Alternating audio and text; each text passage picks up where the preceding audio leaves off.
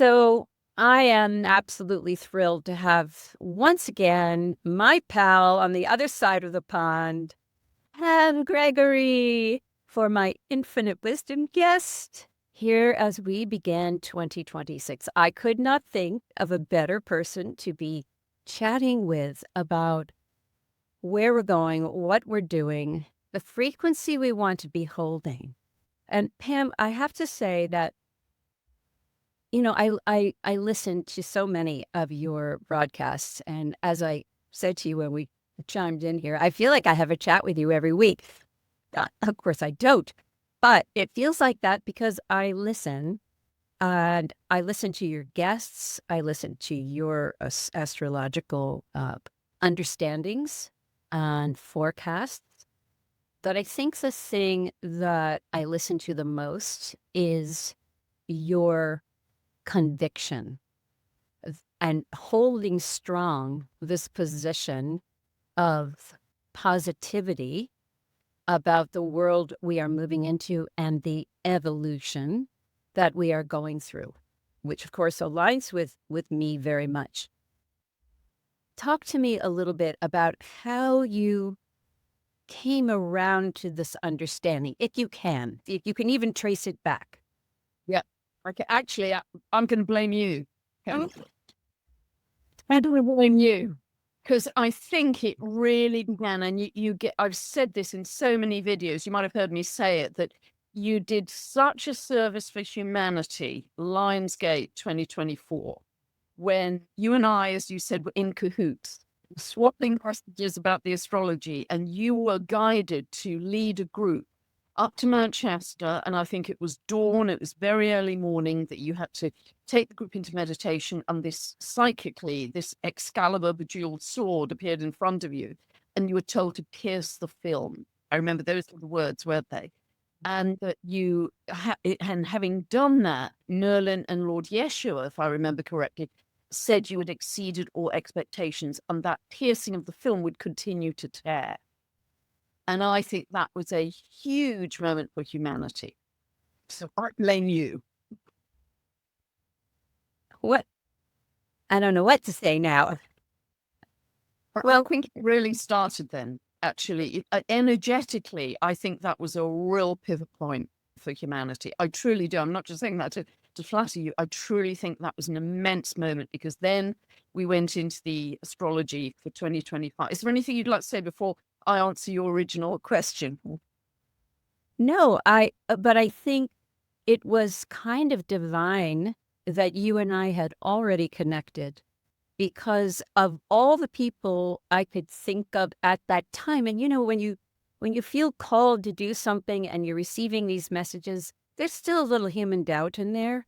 What am I doing? I'm gathering all these people. What am I doing? I don't know what's going to happen. And all these people are trusting me, the sort of responsibility and all that. And that you were the one I felt I needed to connect with, to sort of ground into that the astrology of the moment aligned with the impetus that I felt I was receiving. And to have you as my anchor, truly, wow, gosh, it gave me the extra boost I needed. So it really felt like a divine collaboration to me, and still does as we reflect back on it. You were my tether. You were my tether. So anyway, but what's unfolded since then, and it's interesting because that happened, and then I really moved on to the next thing, and I didn't think so much about it. But it is interesting to look back now and to see where we've come to 18 months later. And it does seem as if the film has continued to tear. 100%. So let's talk about that a little bit from your perspective. Yeah, and just to answer your original question, Hope, because it's such a great question. I think I really, your piercing of the film was so much in my mind, really, from that point on, from Lionsgate 8/8/2024. But as we went into 2025 as well, because also I've been involved in a retreat with Veda Austin in Glastonbury. And that was in October. That was on a big solar eclipse, as I remember, in October of 2024. And I was asked to make a presentation there. And one of the things that really struck me was some extraordinary geometry between Pluto. Well, actually, they're all dwarf planets. Pluto is designated as a dwarf planet, although, boy, does it pack a punch of it. It's, there's nothing perfect. Nothing dwarf at all. But there were 3 dwarf planets that were coming into what I call a wobbly triangle. It was perfect geometry, but it wasn't perfectly equilateral. It was Pluto, Haumea, linked to the fertility goddess of Hawaii, and Sedna. Now, it's very rare that these come into geometry because, for instance, Sedna has an 11,400-year orbit.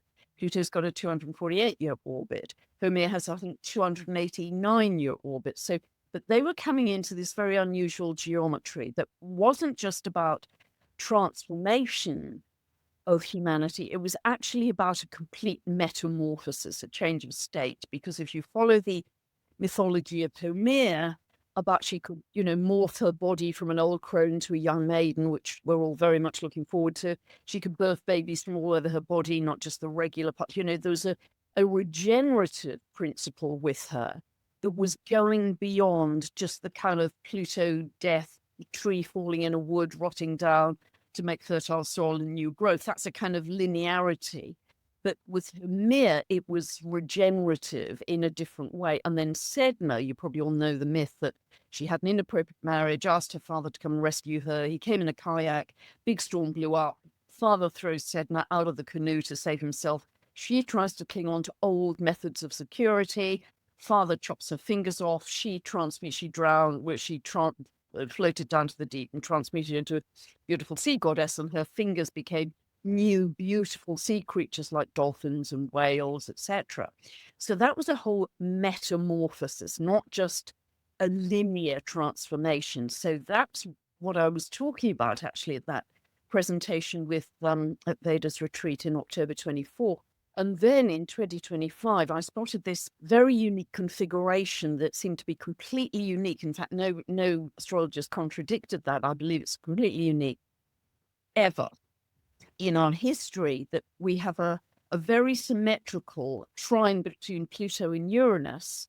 And then at the midpoint of that, we have Saturn and Neptune on 0 degrees of Aries, the very first degree of the zodiac, the world point. So this has tremendous potency. And it's really like the kind of the potential is the rebirth for humanity, a complete relaunch for humanity. And so I got very excited about that. So I've made several videos about, the big picture and convergences and game changers, all about that very unique configuration. That's right now, we've got it right now. In fact, it becomes the most exact to the minute in July this year.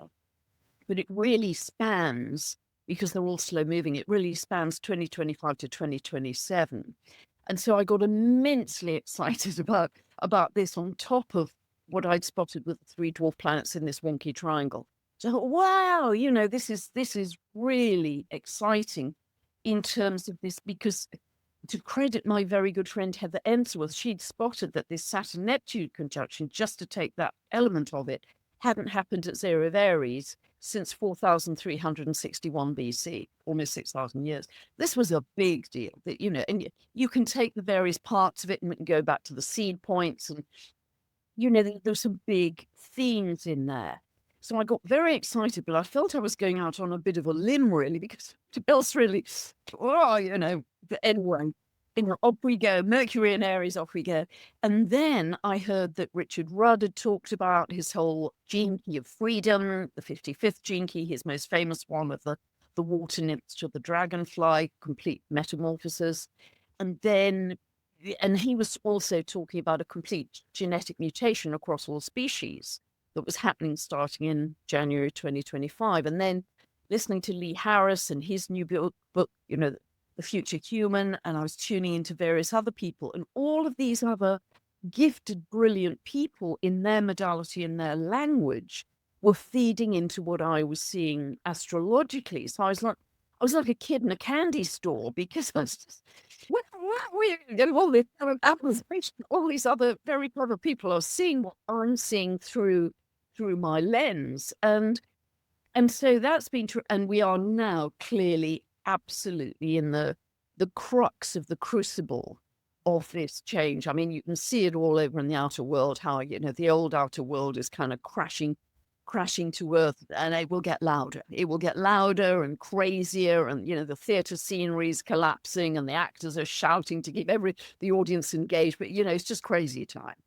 And so, yeah, I've been talking about that for the last couple of years. Expect that to happen, and it will get louder. So, but our task is very different, I think, as humanity. Our task is to say, stay in peace, stay in calm, stay in heart coherence, drop into still point as often as we can, connect with nature, bare feet on the grass, and just be lighthouses in the craziness, be anchor points and stabilizers in the craziness of all of this. And you very kindly said that I have a lot of conviction, and it's the astrology that gives me the conviction. That's my language, that's my lens. So it's the astrology that makes me think, yeah, because I followed it for so many years, and over the decades, I've just trusted it more and more, that I don't know what the events will, I don't know how it's going to manifest, but I just trust that it will. And so I think we are in the most extraordinary period of the rebirth for humanity. I truly do. And it, in one lifetime, I believe that we're going to be able to go from kind of regular 3D humanity into a higher dimensional being, depending on our choice of frequency. But it is now available to us in a way it's never been before in previous lifetimes, in that we're doing this in our physicality, and that's unique. A long answer to your question, Hope. That's a beautiful, beautiful answer. And it brings up this idea of spontaneous metamorphosis. As you were saying, the slow road, the Pluto road, is a linear decay, grow. But is spontaneous metamorphosis possible? And now here's something you may or may not know. And this happened in May of 2012. I just come back from the UK, having been guided there to do a very profound experience at Avebury. And I won't go into that. But when I came home, we always wake up at 5 a.m. when we come back from Europe. So I was up, I was brushing my teeth. My laptop happened to be open on my counter, and it was open to Facebook, strangely. But anyway, I could see this little tiny picture on the top of my Facebook feed of a black background with a purple bubble making an 8. Black background, a purple bubble 8. I'm going, I wonder what that is, and I put down my toothbrush and I get a plus to the thing and I click on it. And it is an interview on CNN that happened in November the previous year with Paul LaViolette, who at the time was considered to be a deep space aficionado. And he was being interviewed because NASA had just, for the first time, been able to have a camera that could pierce the mist, the clouds between us and Galactic Center. And the picture that they got, so imagine, we know we have the spiral of the galaxy when we look at it that way, but if we flipped it this way, like a pancake, we just see little lights basically in a row. Emanating out of the center of that ring were these purple bubbles. So it looked like purple 8. And Paula Violette was explaining that this is kind of like a burp from Galactic Center, and that this burp was microwave, and that the microwaves were moving through the galaxy and turning yellow suns into red giants and red giants into brown dwarfs. I remembered that these Russians had done this experiment with a chamber where they had a duck, and then in the chamber behind they had a chicken egg. And they beamed into the chambers some low-grade microwave frequencies. And when the chicken egg hatched, it had the body of a chicken, but a duck bill and webbed feet. So I put these two things together, and I'm thinking, I know also that ice cores have shown that in the past, and Paula Violette was saying this burp happens every 50,000 whatever years. There were instances where there seemed to be spontaneous evolution, where ectoplasm creatures, suddenly then there were endoplasm. So their skeletons went from being on the outside to being on the inside overnight. Like they didn't see the in-between stages. So I kind of put all this together and I realized, could this mean that there really is a wave that's physical, not just metaphor, not just energetic, but there's something coming to us that is going to dramatically change us quickly.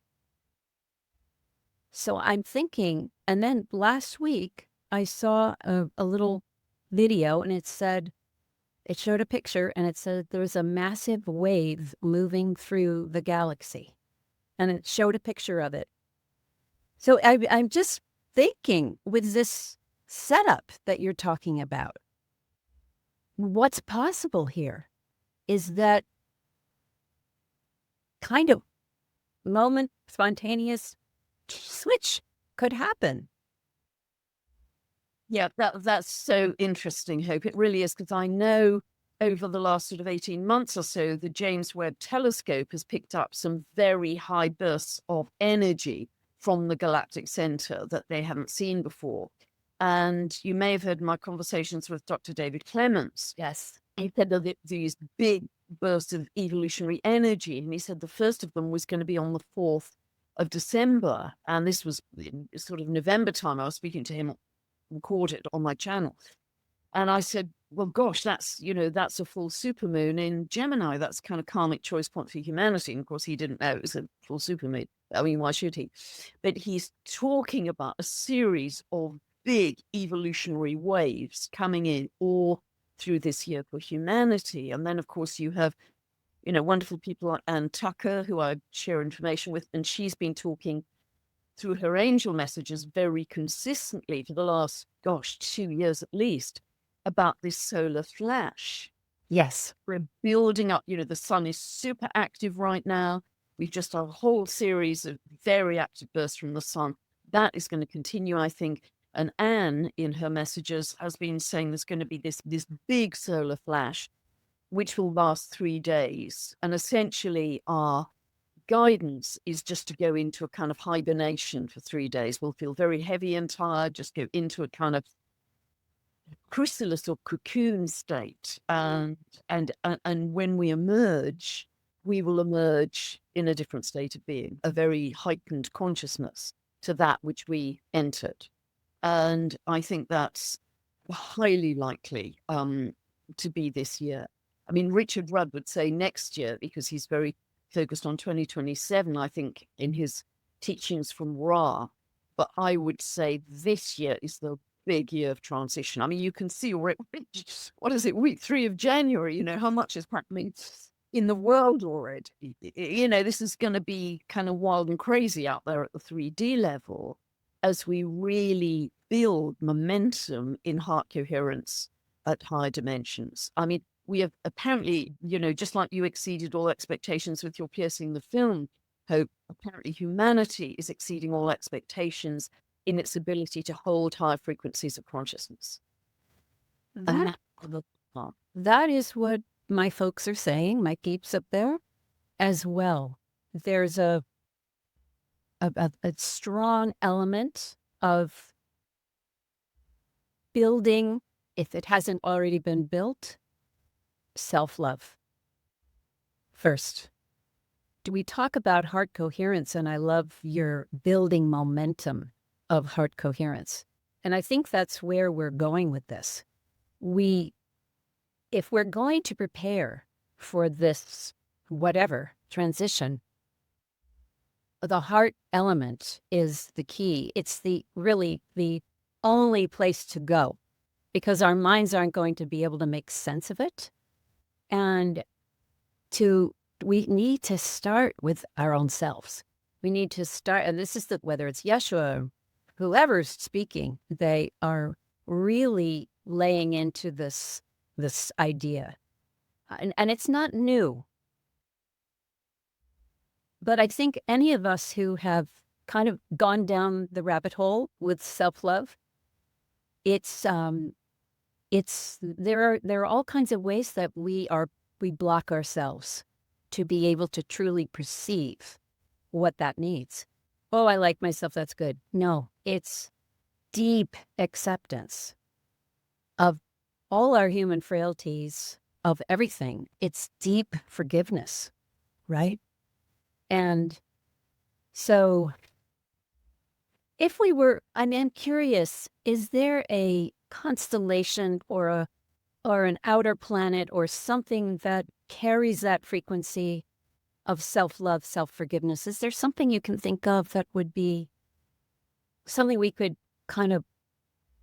Yeah, I Venus, actually. I think Venus, is so much about love and the sacred feminine.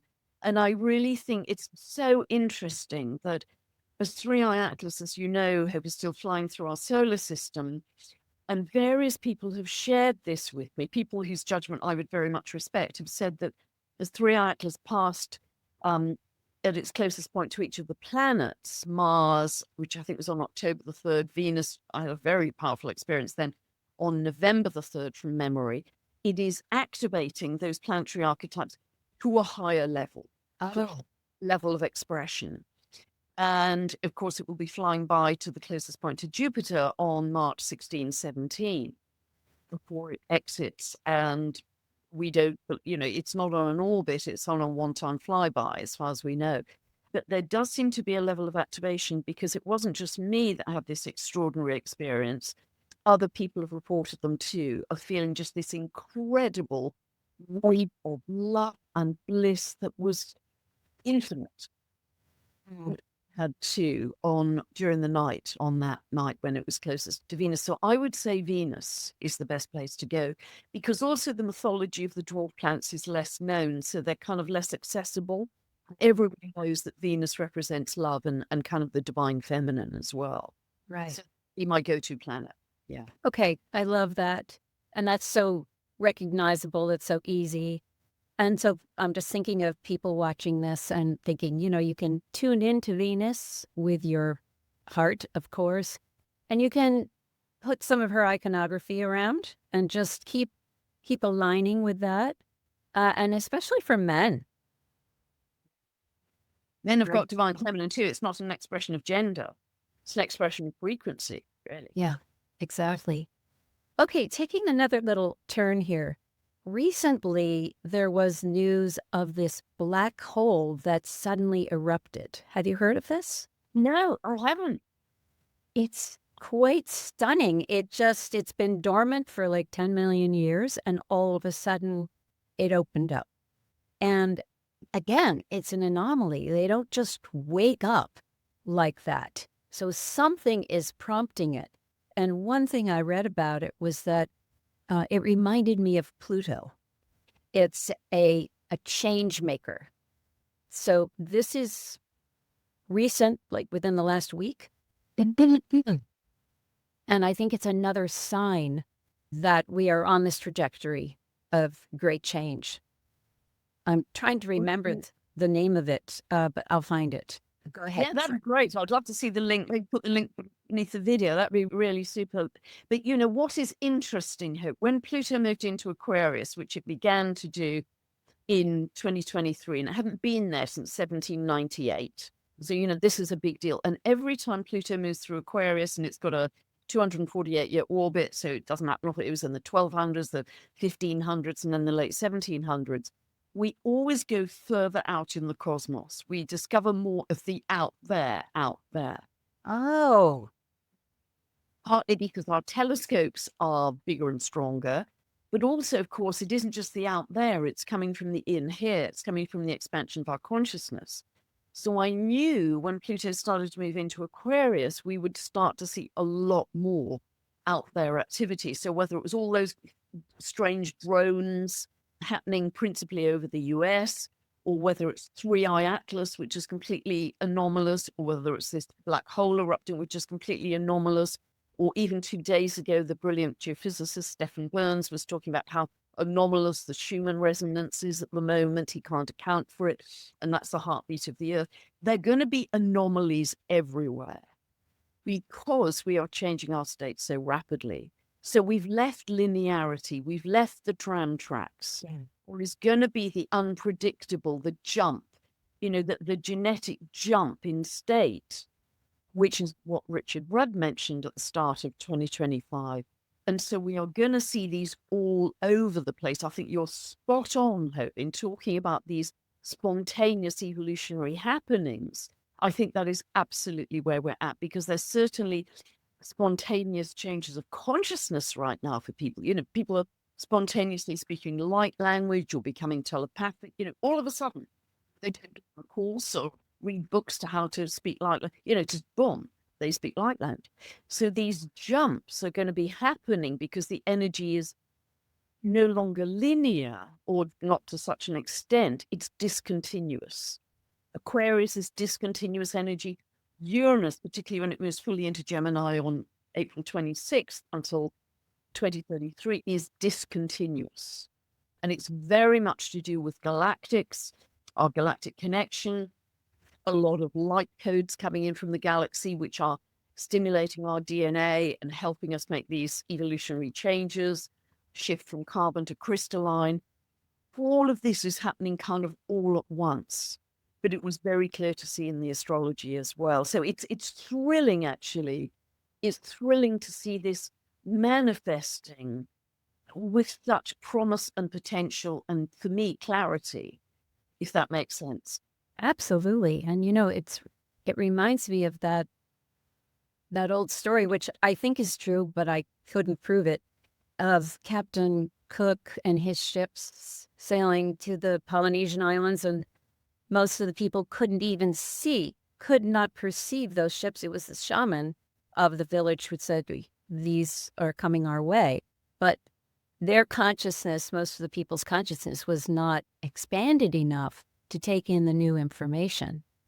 And with all this spontaneous growth that people are experiencing, as you just said, and this ability to perceive more and more, I feel like we're those villagers being able to finally kind of part the ways more and more, things that maybe have been there all the time, and we just didn't have the high-tuned frequency enough to perceive them.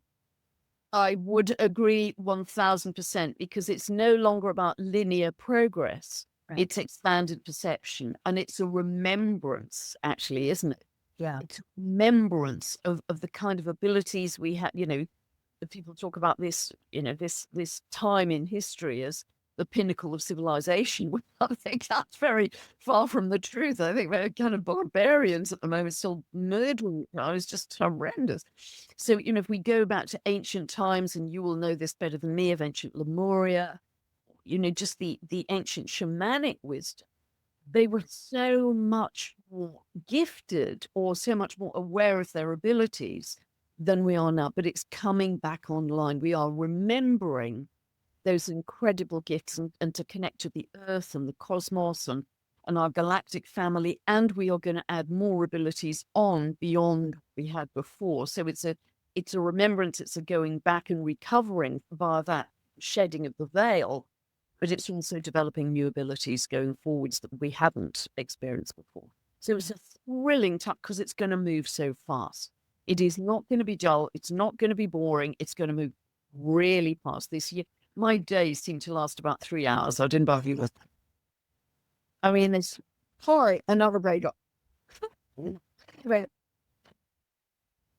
I just, yeah, I know what you mean. I know what you mean. And, it's interesting, too, because there have been a couple of refrains that have come in recently I kind of along these lines because it's rethinking the programming that we've been given, that we've been told since you and I were children, gee, there are too many people on the planet. The planet can't sustain all these people and blah, blah, blah.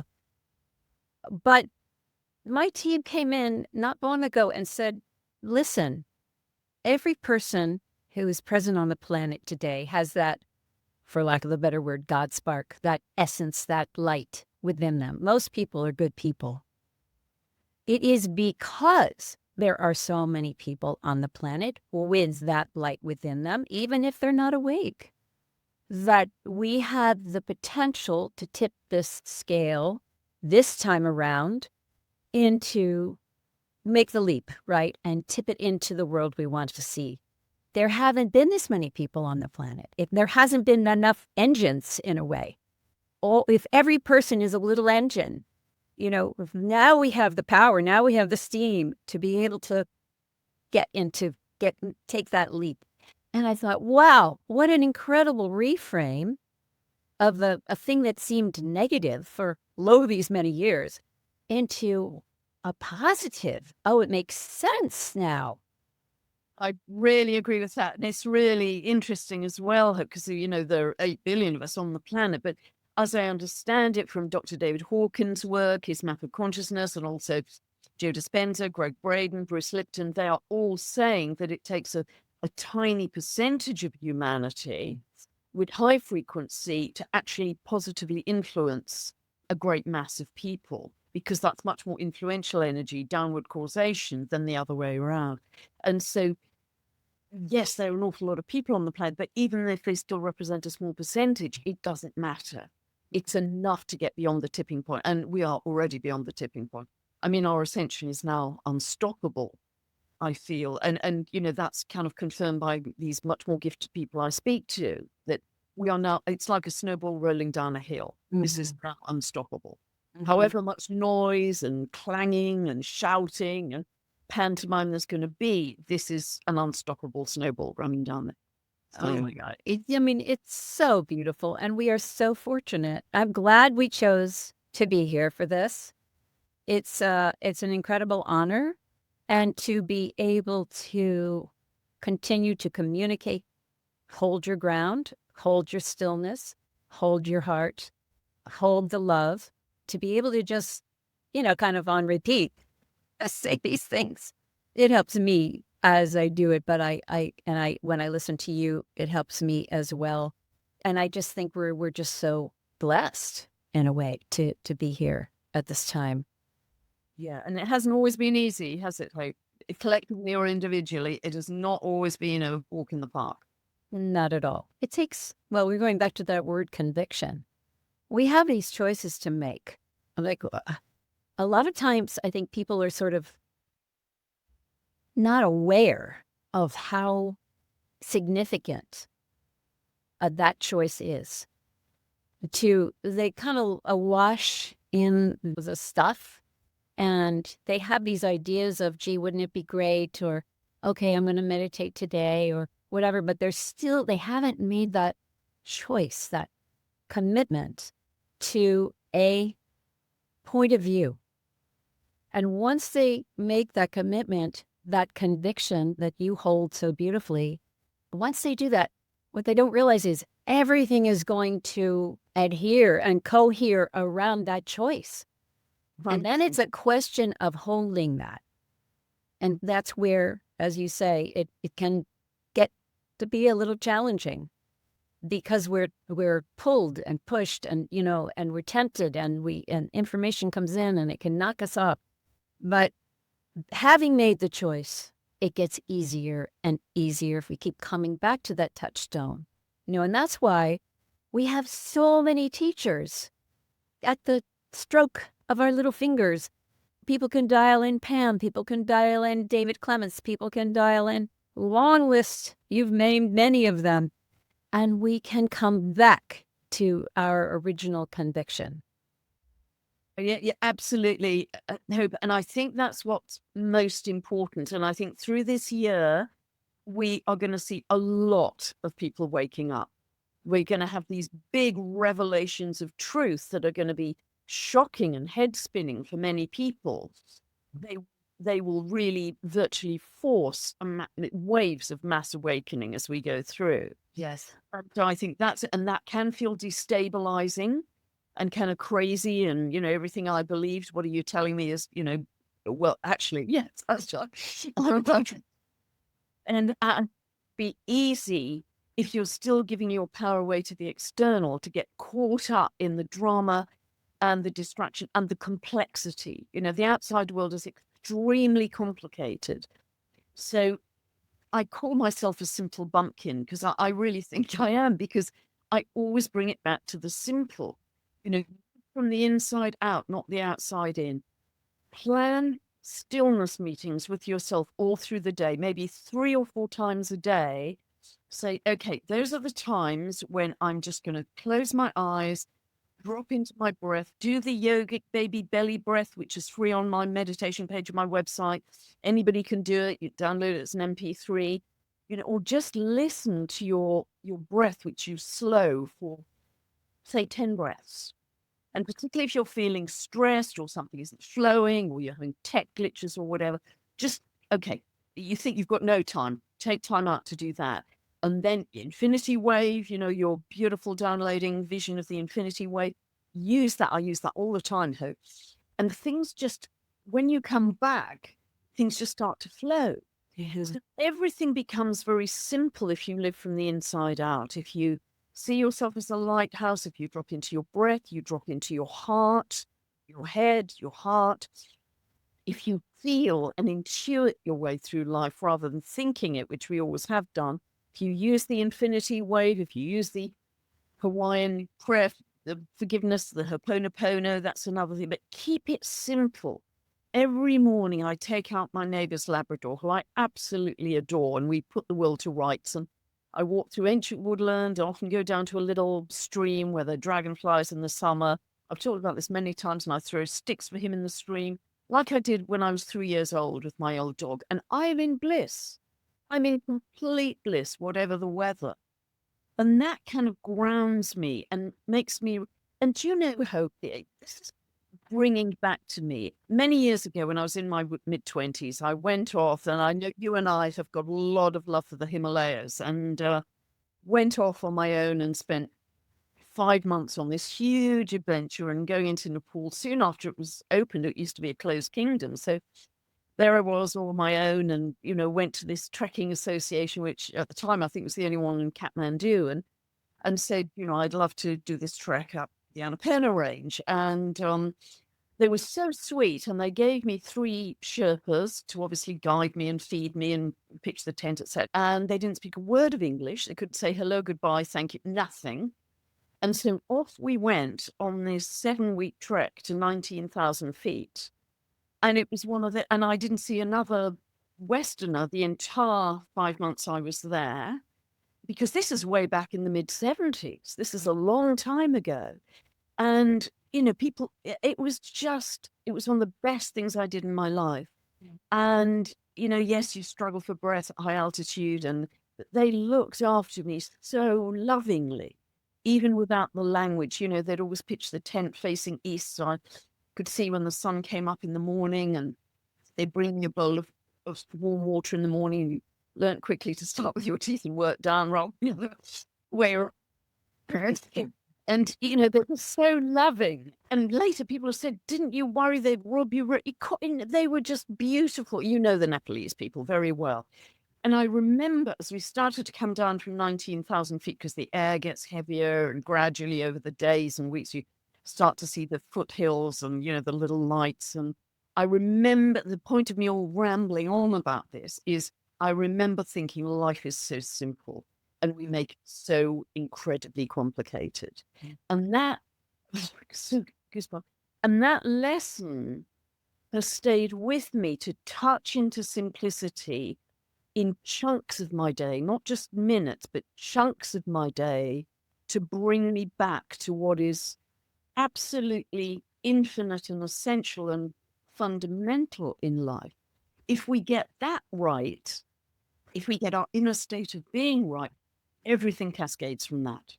Just like you were saying earlier, everything cascades from that inner state of being. If we are broadcasting love, joy, peace, compassion, gratitude, you attract those experiences into your life. And yes, we can be aware of the kind of crazy pantomime unfolding in the world, but we don't emotionally engage with it and say, oh my God, we're all doomed and finished. You emotionally disengage from that because you say, that's my timeline. Yeah.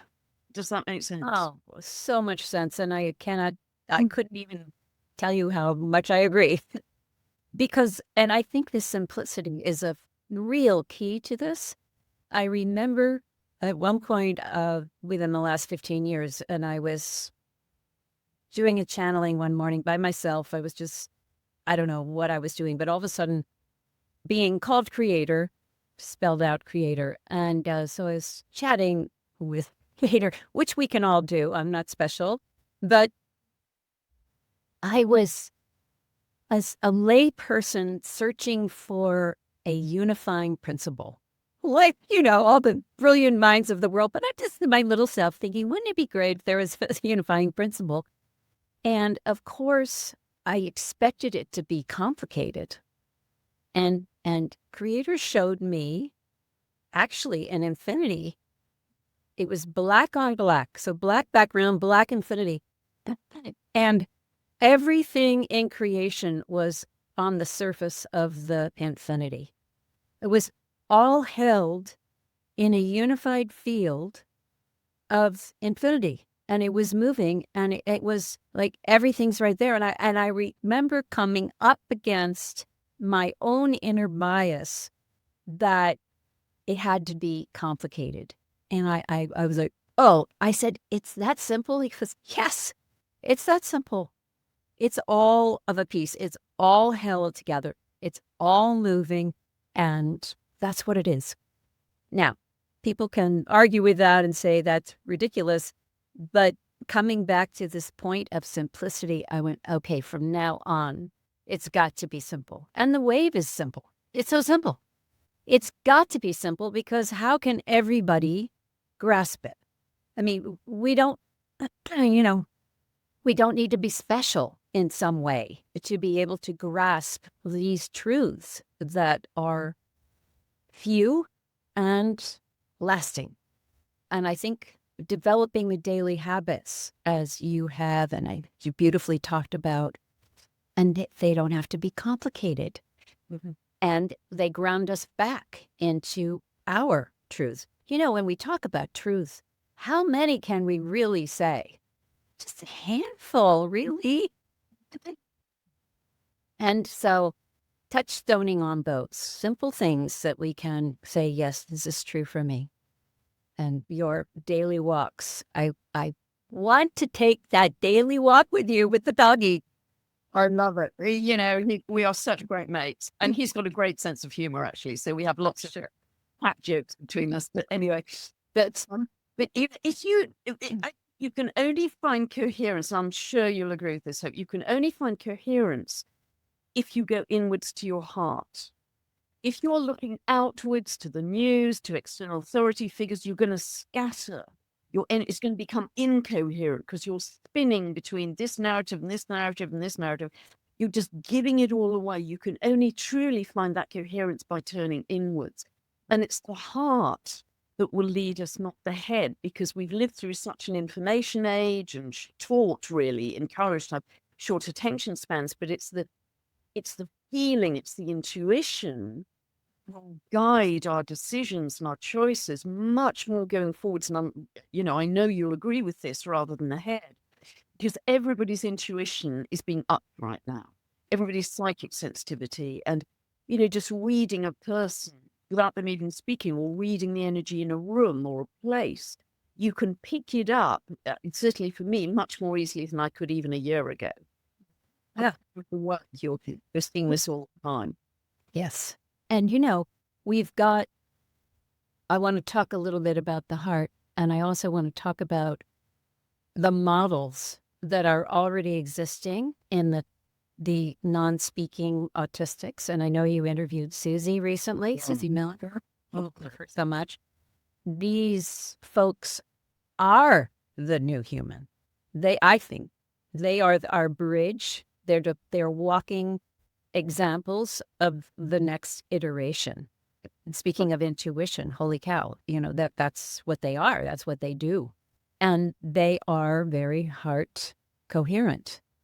You said something recently that I couldn't agree with more, and that is that this next level of humanity is a totally inside job.